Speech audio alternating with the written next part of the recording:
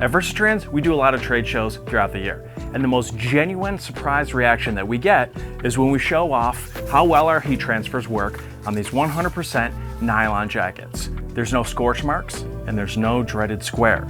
I think sometimes people are a little nervous to press on 100% nylon because it's considered more on the delicate end when it comes to fabrics. Now the real trick when pressing onto these jackets is on the inside. There's an interior liner. That means there's 2 layers to get flat on the heat press.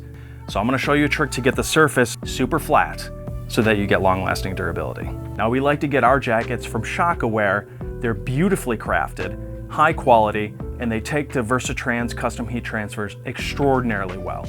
So what you want to do is get 2, maybe 3 heat pads to raise the surface of your pressing area above the platen of the heat press. Make sure that the raised area is big enough for your artwork, but also small enough to create a lip around the edge of it. The key is to raise it high enough so that the plastic clamps we're going to use don't touch the top of the heat press. Stretch the fabric as tight as you can and use A-clamps to clamp it down to the lip. Adjust the pressure on your heat press to accommodate for the raised surface, and then press at our recommended settings for 100% nylon. And boom, there you go. A pressed nylon jacket is smooth as a baby's bottom. Give us a follow for more tips and tricks.